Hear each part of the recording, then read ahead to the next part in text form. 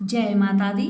नमस्कार दोस्तों, स्वागत है आप सभी का हमारे YouTube चैनल लक्ष्मी शर्मा की कहानियां पर। आज शुक्रवार के दिन आप सभी सुनेंगे आदिशक्ति माता की कथा। प्रेम से बोलिए माता रानी की जय। आप सुनिए कथा। ये पूरी पृथ्वी जलमग्न हो गया था। हर जगह जल ही जल दिख रहा था।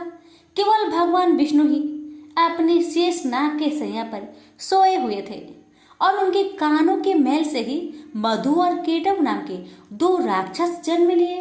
मायानुसार उस समुद्र में ही वे प्रतापी दैत्य तरुण हो गए। अब इधर उधर जाकर उनका खेलना कूदना आरंभ हो गया। एक समय की बात है कि वे स्थूलकाय दानव समुद्र में खेल रहे थे। इतने में ही वो दोनों भाई अपने मन में सोचने लगे कि बिना कारण कार्य होना असंभव है। सब जगह यही नियम लागू है। आधार के बिना अध्यय किसी प्रकार ठहर नहीं सकता।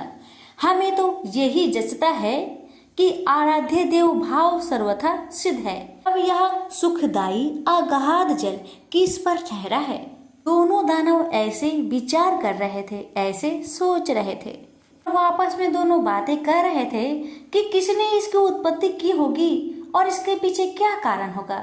इस जल में हम कैसे आ गए, ये सब का कारण क्या है और हमारे उत्पन्न होने का कारण भी क्या है और हमारे जन्मदाता का नाम क्या है, वो कौन है और कहाँ रहते हैं। यही उनके मन में प्रश्न उठ रहा था बार बार। भी उन दोनों भाइयों ने विचार किया कि हम अपने जन्मदाता का पता जरूर लगाएंगे, चाहे जैसे भी हो।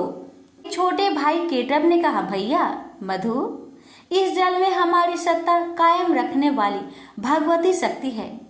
उनमें अपार शक्ति है। वे शक्ति कभी नष्ट नहीं होती। मेरी समझ से वही इस कार्य का कारण हो सकती है। वही माता ने ही विस्तृत जल की रचना की है और उन्हीं के आधार पर यह जल भी ठहरा हुआ है। वही परम आराध्य शक्ति हमारी उत्पत्ति की कारण है। इस प्रकार वास्तविक रहस्य जानने के लिए मधु और केटव का मन व्यतीत था। अभी उनकी बुद्धि किसी निर्णय तक न पहुंच सकी थी। इतने में ही आकाश में गूंजता हुआ सुंदर बागबीज सुनाई पड़ी। सुनकर वे दोनों उनका अभ्यास करने में तत्पर हो गए। तब उस बाग बीज की आकृति आकाश में इस प्रकार चमक उठी मानो बिजली कौंध रही हो। फिर तो उन्होंने किया कि यही मंत्र है, इसमें कुछ भी संदेह करने की बात नहीं। ध्यान लगाया तो उसी सगुण मंत्र की झांकी उपलब्ध हुई।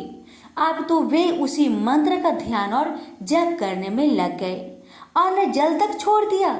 मन और इंद्रियों पर उन्होंने विजय प्राप्त कर ली थी।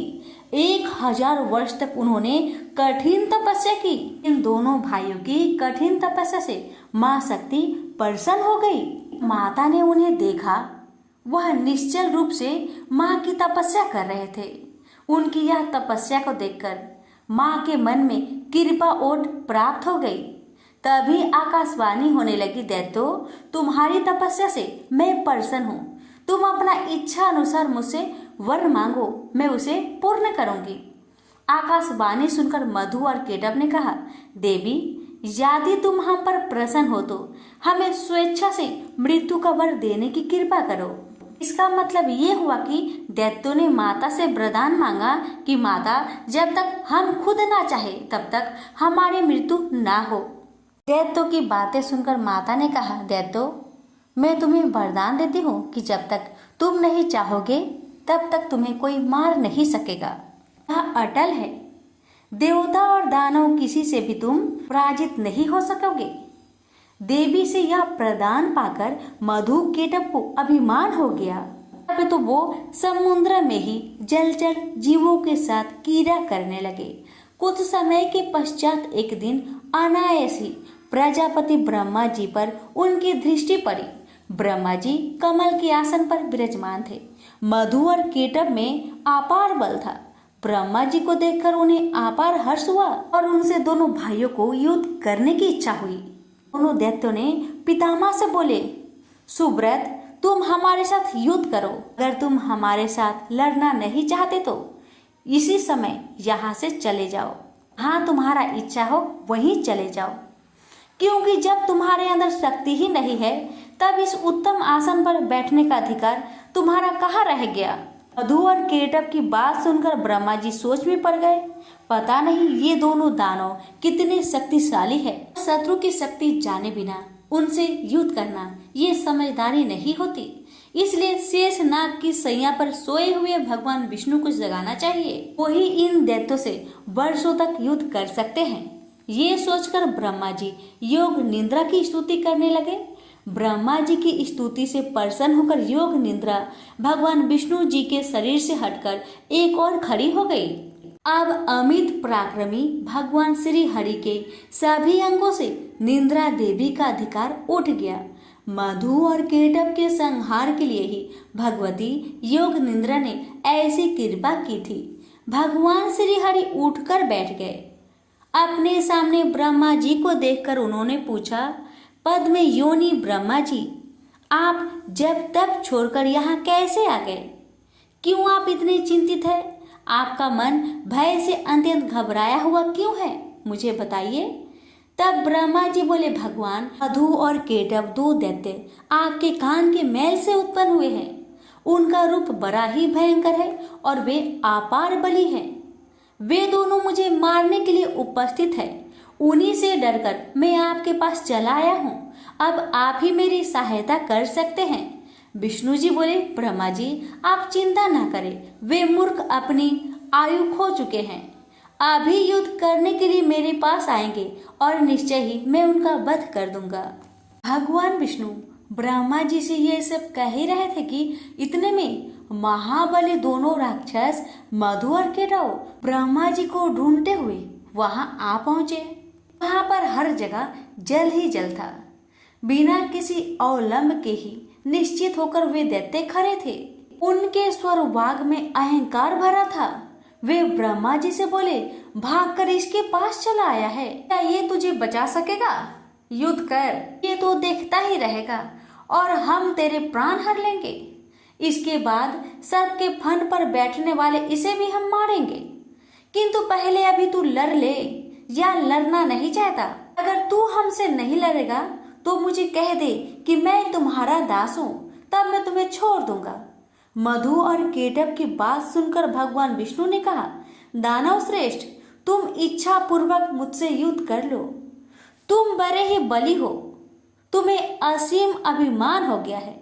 यदि युद्ध करने की अभिलाषा हो तो आ जाओ, मैं तुम्हारा अभिमान दूर कर दूंगा। भगवान विष्णु की बात सुनकर मधु और केटव की आंखें क्रोध से लाल हो गया। वे बिना किसी सहारे जल में ही खड़े थे, फिर भी श्री हरि से युद्ध करने के लिए तैयार हो गए। मधु कुपित होकर तुरंत ही भगवान से लड़ने के लिए आगे आ गया। अभी केटव वहीं पर ठहर गया। दो मत वाले पहलवान की भांति भगवान विष्णु और मधु मल्ल युद्ध करने लगे। मधु के थक जाने पर केटव लड़ने आता, जब केटव थक जाता तो मधु लड़ने आता। ये दोनों बारी बारी करके भगवान के साथ लड़ने चले आते। मधु और केटव के साथ भगवान विष्णु लड़ रहे थे। उस समय ब्रह्मा जी और भगवती शक्ति ये दोनों आकाश में खड़े होकर ये दृश्य को देख रहे थे।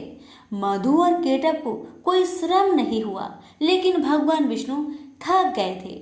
जब 5000 वर्षों तक लड़ाई होती रही, तब भगवान श्री हरि मधु और केटव की मृत्यु के बारे में विचार करने लगे और सोचने लगे, अरे मैंने 5000 वर्षों तक युद्ध किया, फिर भी इन भयंकर दानवों को श्रम तक नहीं हुआ, इन्हें थकान नहीं हुआ और मैं थक गया हूँ।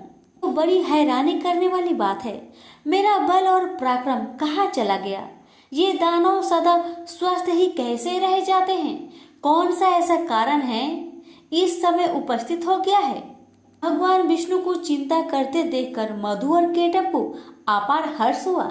तब वे मतवाले दानव मेघ की भांति गंभीर वाणी में बोले, विष्णु, यदि तुम में बल नहीं रहा और युद्ध करने से थकान आ गई हो तो मस्तक तक हाथ जोड़कर कह दो कि मैं तुम लोगों का दास बन गया। यदि यह नहीं जचे, अभी कुछ शक्ति शेष रह गई हो तो आओ मुझसे युद्ध करो। तुम्हें तो हम मार ही डालेंगे, साथ ही इस 4 मुख वाले ब्रह्मा के भी प्राण को हर लेंगे। मधु और केटव दोनों राक्षसों की बात सुनकर भगवान ने कहा, जो थक गया हो, डरा हो, जिसके हथियार गिर पड़े हो, स्वयं गिर गया हो, अथवा जो अभी बालक हो, इन पर कभी भी सुरवीर पर हार नहीं करते। यही सनातन का धर्म है। ऐसे भी इस युद्ध में मैंने 5000 वर्ष तक अकेले ही लड़ा हूँ और समान बल वाले तुम दोनों भाई लड़ रहे हो। तुम दोनों समय समय पर जैसे आराम कर लेते हो, वैसे ही मैं भी कुछ आराम करना चाहता हूँ। आराम करने के बाद मैं फिर तुम दोनों से युद्ध करूंगा। इसमें क्या संदेह है? माना तुम दोनों महान मत वाले सूरवीर हो, परंतु कुछ समय तक ठहरो, मुझे भी तो विश्राम कर लेने दो, फिर न्यायपूर्वक युद्ध करेंगे। भगवान विष्णु की बात सुनकर मधु और केटव शांत हो गए। फिर युद्ध होगा, ऐसा निश्चय करके कुछ समय के लिए दूर जाकर खड़े हो गए। चतुर्भुज भगवान विष्णु ने देखा कि मधु और केटव यहाँ से बहुत दूर चले गए हैं। भगवान ने उनकी मृत्यु क्यों नहीं हो रही है, इसका कारण सोचा।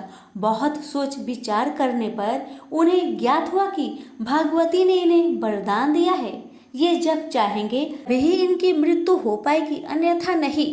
ये कारण है कि ये दोनों दानव अभी तक शांत नहीं हो रहे हैं।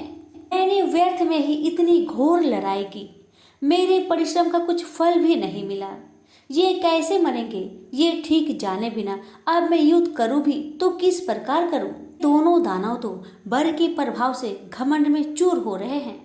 बिना युद्ध किए ये मरेंगी भी तो कैसे?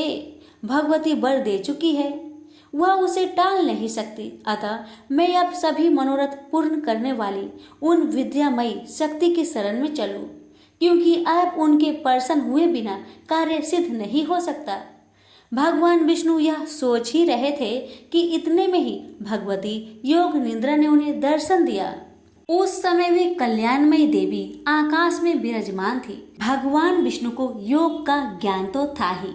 उन्होंने बड़े ही करुणा पूर्ण स्वर में उन रहस्यपूर्ण मधु केटव के संहार होने के लिए भगवती भुवनेश्वरी की स्तुति की।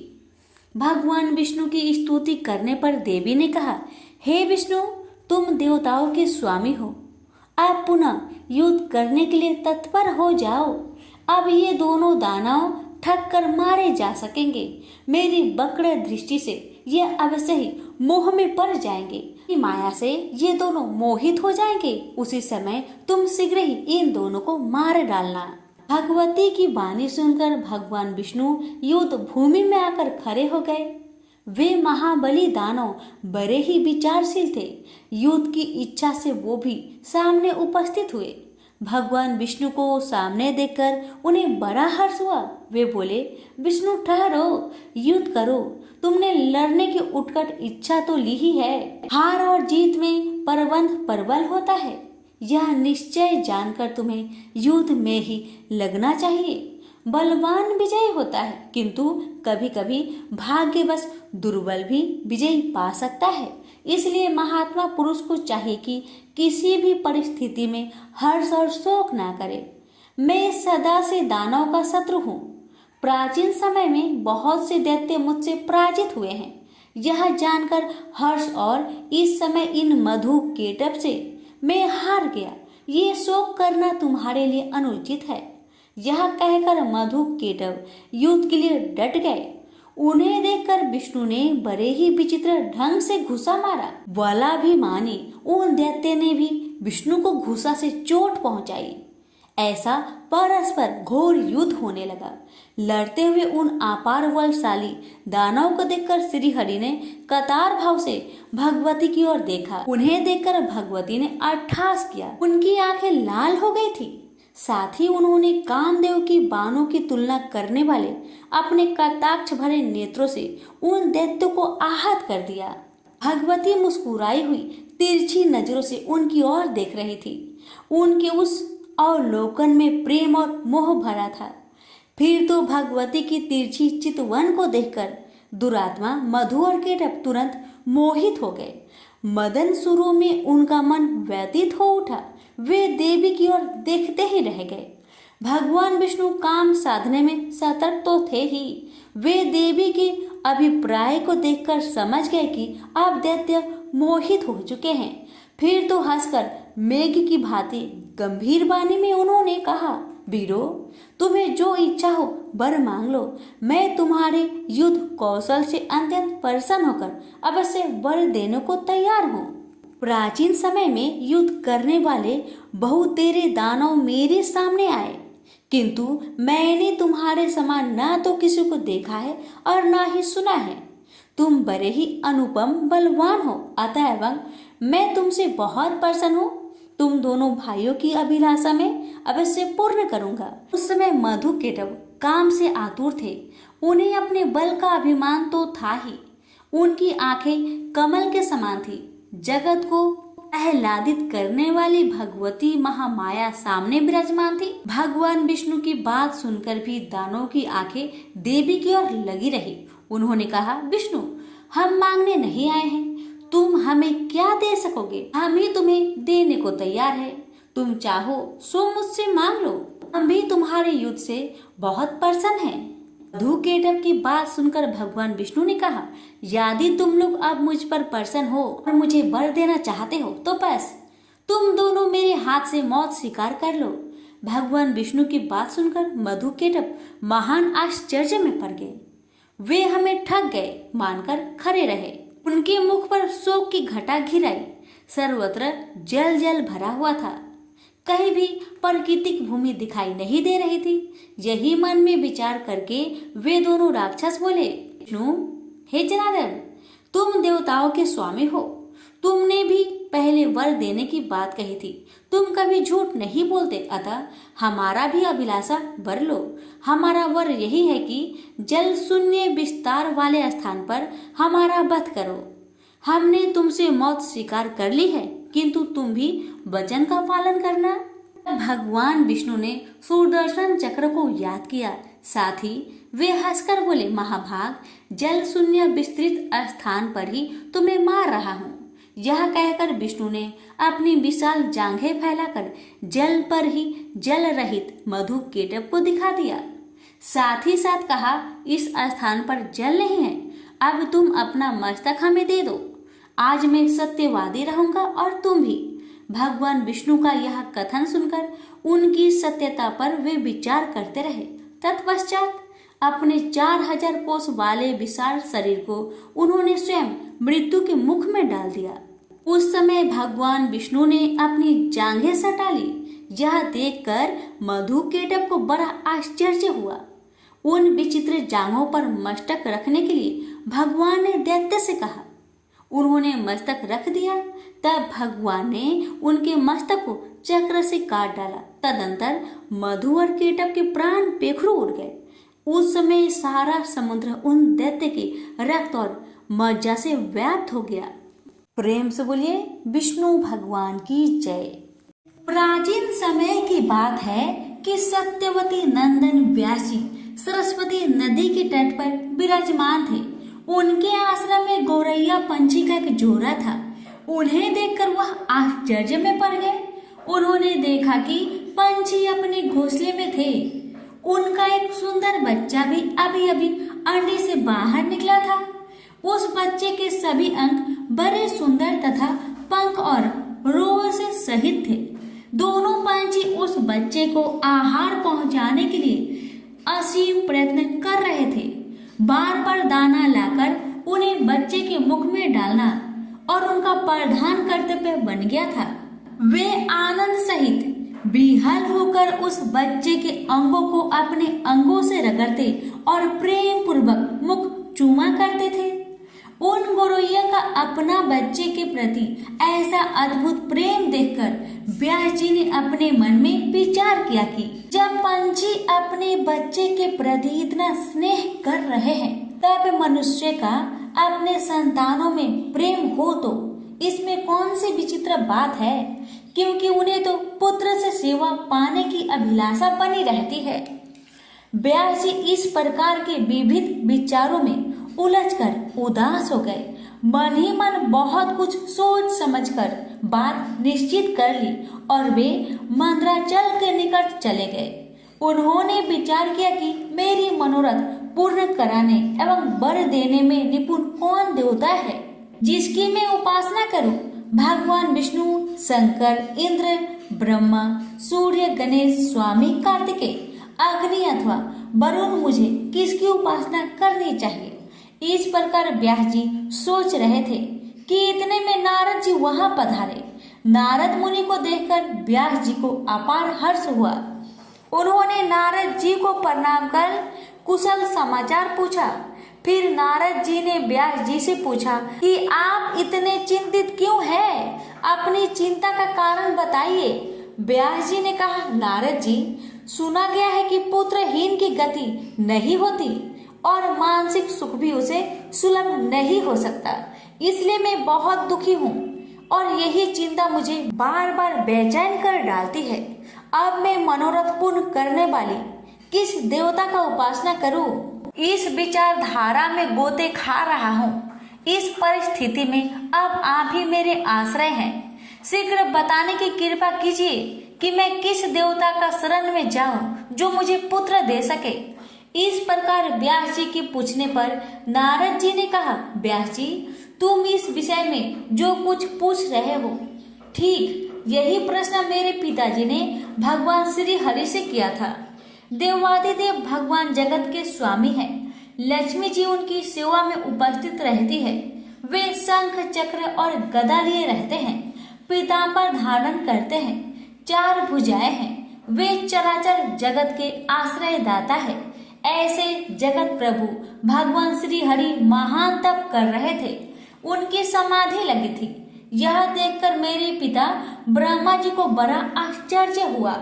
अंत में उन्होंने जानने की इच्छा प्रकट की, प्रभु, आप देवताओं के अध्यक्ष, जगत स्वामी और भूत, भविष्य एवं वर्तमान सभी जीवों के एकमात्र शासक है। फिर आप तपस्या क्यों कर रहे हैं और किस देवता की आराधना में ध्यान मग्न है? मुझ दास को यह रहस्य स्पष्ट बतलाने की कृपा कीजिए, क्योंकि श्रेष्ठ पुरुष किसी बात को छिपाते नहीं हैं। ब्रह्मा जी की बात सुनकर श्री हरि ने कहा कि ब्राह्मण, सावधान होकर सुनो। मैं अपने मन का विचार व्यक्त करता हूँ। देवता, दानव और मानव सब यही जानते हैं कि तुम सृष्टि के निर्माण करते हो, मैं पालन करता हूँ और शिव संहार किया करते हैं। किंतु फिर भी वेद पराक्रमी पुरुष अपनी मुक्ति से यह सिद्ध करते हैं कि रचना, पाताल और संहार करने की यह योग्यता जो हमें मिली है, इसकी आदि शास्त्रीय शक्ति देवी है। वे कहते हैं कि संसार की सृष्टि करने के लिए तुम्हें राजसी शक्ति का संचार हुआ है। मुझे सात्विक की शक्ति मिली है और रुद्र में तामसी शक्ति का आविर्भाव हुआ है। उस शक्ति के अभाव में तुम इस संसार की सृष्टि नहीं कर सकते। मैं पालन करने में सफल नहीं हो सकता और रुद्र से संहार कार्य होना भी संभव नहीं। हम सभी उस शक्ति के सहारे ही कार्य में सदा सफल होते आए हैं। प्रत्यक्ष और परोक्ष दोनों उदाहरण में तुम्हारे सामने रखता हूँ। सुनो, यह निश्चित बात है कि उस शक्ति के अधीन होकर ही प्रलय काल में इस शेष नाग की सैया पर सोता हूँ और सृष्टि करने का अवसर आते ही जाग जाता हूँ। मैं सदा तप करने में लगा रहता हूँ। उस शक्ति के शासन से कभी मुक्त नहीं रह सकता। कभी अवसर मिला तो लक्ष्मी के साथ सुखपूर्वक समय बिताने का सौभाग्य प्राप्त होता है। मैं कभी तो दानव के साथ युद्ध करता हूँ। अखिल जगत को भय पहुंचाने वाले दैत्यों के विकराल शरीर को शांत करना मेरा परम कर्तव्य हो जाता है। मैं बहुत पहले की बात कह रहा हूँ। उस समय तुम तो थे ही, चारों ओर जल ही जल था। मुझे 5000 वर्षों तक वायु युद्ध करना पड़ा था। मेरे कान के मैल से उत्पन्न होने वाले मधु और कैटभ नामधारी 2 दानव महान दुष्ट थे। उन्हें असीम अभिमान था। भगवती आदि शक्ति की कृपा से ही मैं उन दैत्यों को मारने में सफल हो सका था। उस समय की बात से क्या तुम अनजान हो? सर्वश्रेष्ठ शक्ति ही तो उस जीत के कारण हुई थी। फिर तुम बार बार क्यों पूछते हो? जब सर्वत्र जल ही जल शेष रहता है तब उसकी इच्छा के अधीन होकर मैं पुरुष रूप में विचरा करता हूँ। प्रत्येक युग में कच्छप, वरा, नरसिंह और वामन रूप मुझे धारण करने पड़ते हैं। जगत की रचना करने वाले ब्रह्मा जी, तुम इससे अपरिचित नहीं हो। मुझ पर सब प्रकार से शक्ति के अधीन होकर रहना पड़ता है। उन्हीं भगवती दुर्गा का मैं निरंतर ध्यान किया करता हूँ। मेरी जानकारी में इन भगवती शक्ति से बढ़कर दूसरे कोई देवता नहीं है।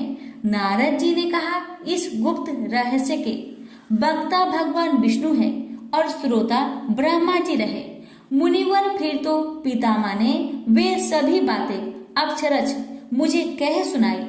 अतएव तुम भी यदि अपना पुरुषार्थ सिद्ध करना चाहते हो तो उन्हीं भगवती के चरण कमल को अपने हृदय में धारण करो।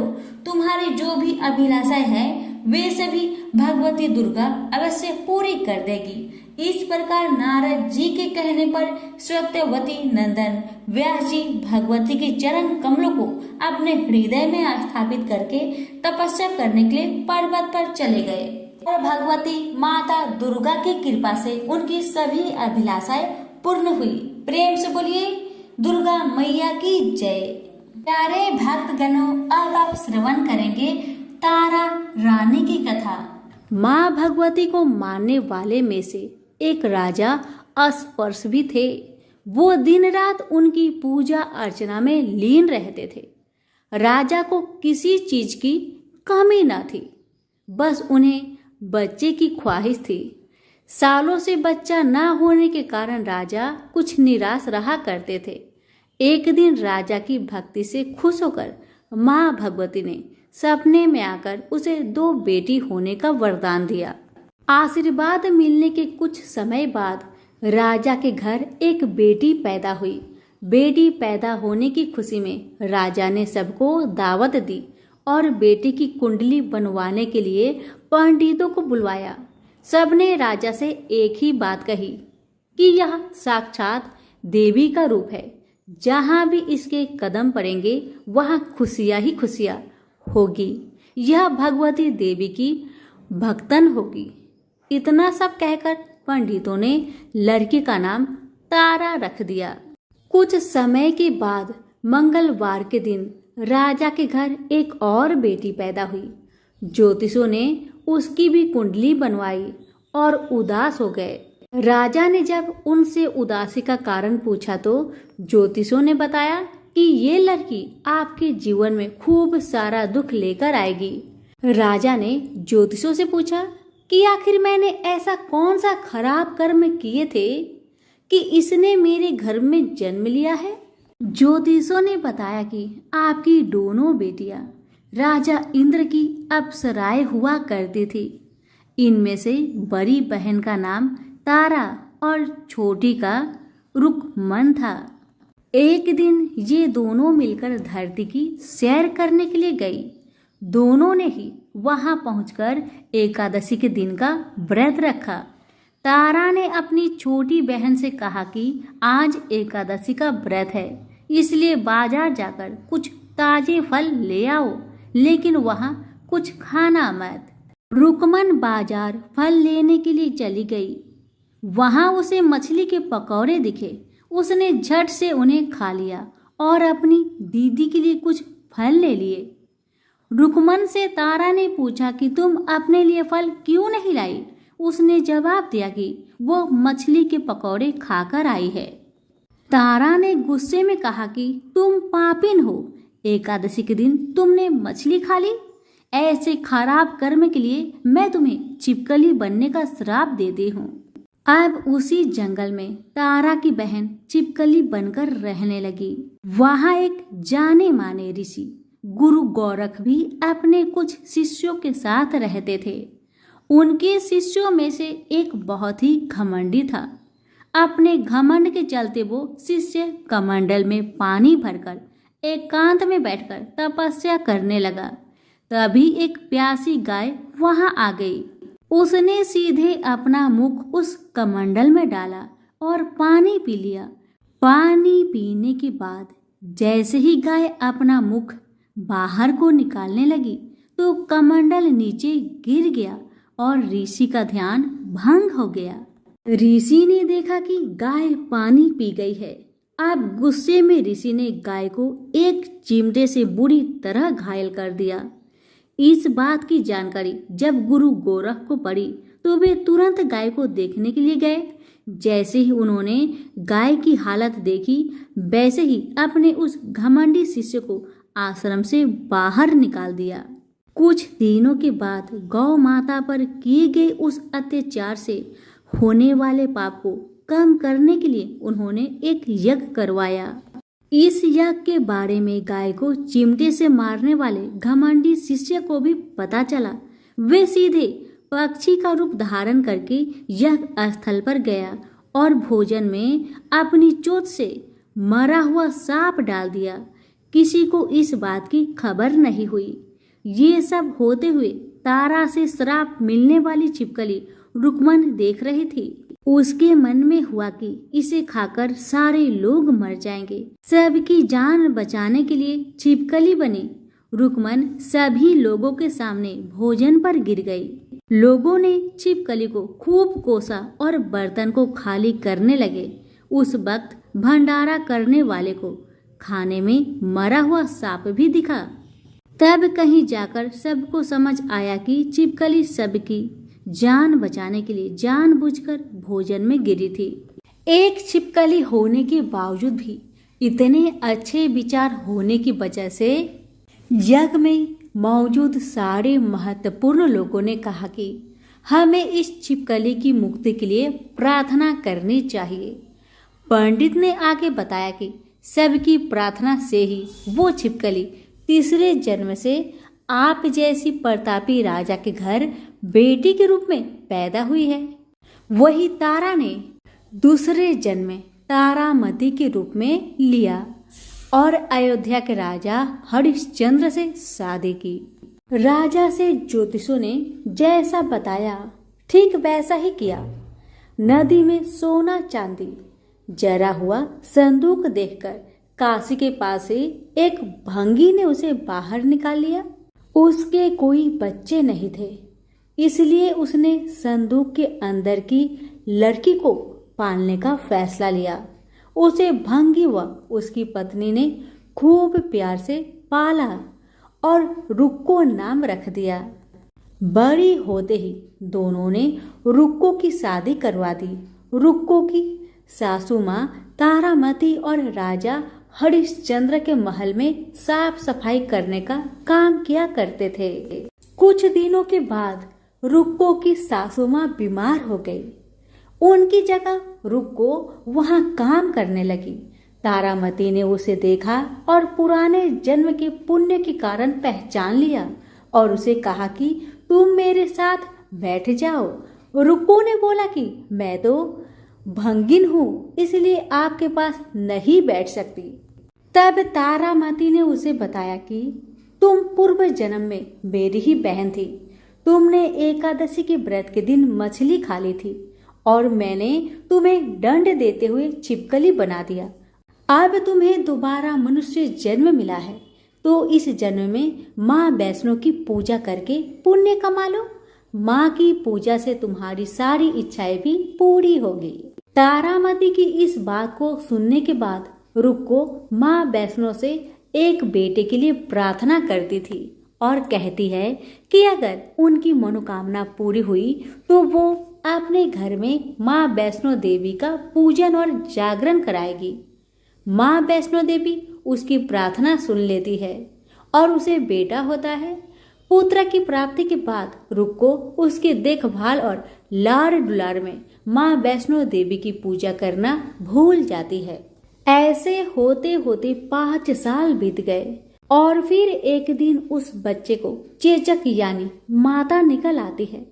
बच्चे की ऐसी स्थिति देखकर परेशान रुक्को अपने पिछले जन्म की बहन तारामती के घर जाकर उन्हें इस समस्या के बारे में बताती है।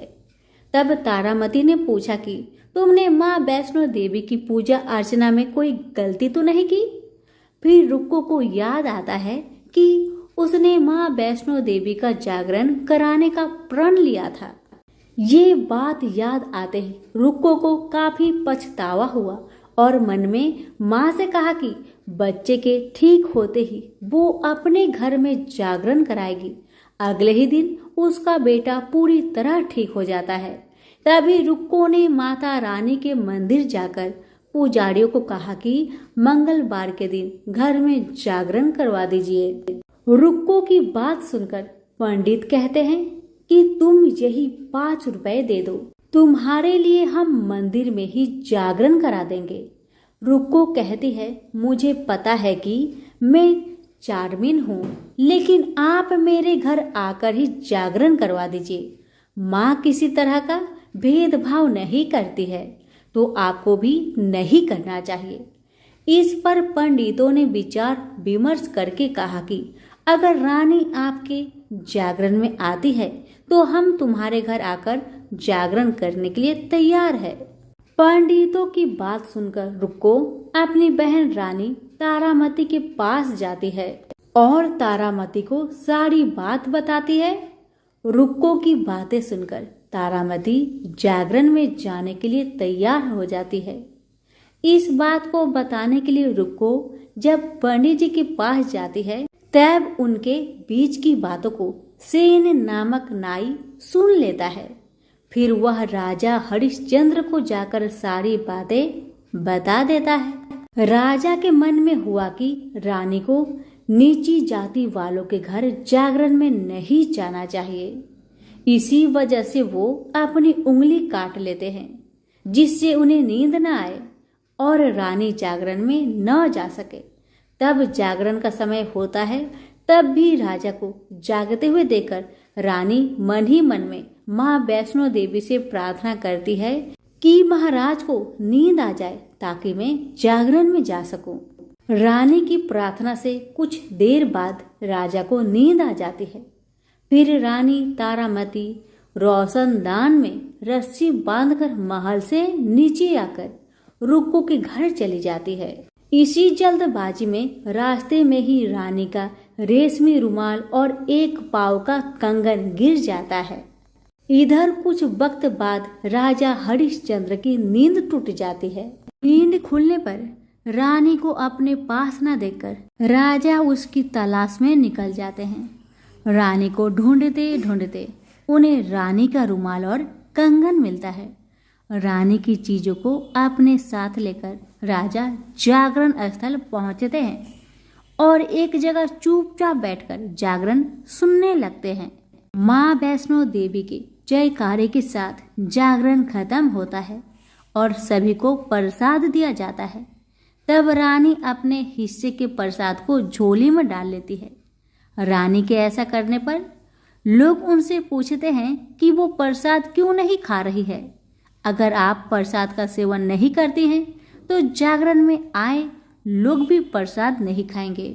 तब रानी बोलती है कि वह प्रसाद राजा के लिए था, अब आप मुझे प्रसाद दीजिए। फिर अपने लिए प्रसाद लेकर रानी सबके सामने उसे खा लेती है। रानी के प्रसाद खाते ही जागरण में मौजूद सभी भक्तों ने भी प्रसाद खाया। उसके बाद रानी महल के लिए निकल जाती है। तभी रास्ते में ही राजा उन्हें रोककर पूछते हैं कि तुमने नीच जाति के घर प्रसाद खाकर खुद को अपवित्र कर लिया है। तुमने मेरे लिए भी प्रसाद रखा है, अब तुम उससे मुझे भी अपवित्र करना चाहती हो। अब मैं तुम्हें अपने महल में नहीं लेकर जा सकता। यह बोलते हुए जब राजा रानी की झोली को देखता है तब उन्हें प्रसाद की जगह गुलाब, चंपा जैसे अनेक फूल और कच्चा चावल व सुपारियां नजर दिखती है। इस चमत्कार को देखकर राजा हैरान हो जाते हैं। फिर राजा चुपचाप रानी को अपने साथ लेकर महल पहुंचते हैं। वह रानी बिना माचिस के ही माता रानी के सामने दीपक जलाकर राजा हरिश्चंद्र को और हैरान कर देती है। फिर रानी बोलती है कि माता के दर्शन करने के लिए बहुत बड़ा त्याग करना पड़ता है। इसके लिए आपको अपने बेटे रोहितास की बलि देनी होगी, तभी माँ दुर्गा आपको साक्षात दर्शन देगी। यह सुनकर राजा के मन में माँ के दर्शन की इच्छा होने लगी। जिसके लिए राजा अपने पुत्र की बलि दे देते हैं। बलि देने के बाद माँ दुर्गा शेर पर सवार होकर प्रकट हो जाती है। उन्हें देखकर राजा हरिश्चंद्र काफी खुश हो गए और माँ दुर्गा ने तुरंत राजा के बेटे को दोबारा जिंदा कर दिया। इस चमत्कार को देखकर राजा हरिश्चंद्र खुश हो गए। तभी राजा ने माँ की पूरी विधि से पूजा करके उनसे गलतियों की माफी मांगी। माँ दुर्गा ने भी राजा को खुश रहने का आशीर्वाद दिया और अंतर ध्यान हो गई। तब राजा ने तारा रानी से कहा कि मैं बहुत खुश हूँ कि मुझे पत्नी के रूप में आप मिली हैं। फिर राजा हरिश्चंद्र, तारा रानी और रुक्मन तीनों अपनी मनुष्य योनि से छुटकारा पाकर देवलोक में चले जाते हैं। प्रेम से बोलिए जगदम्बा मैया की जय हो।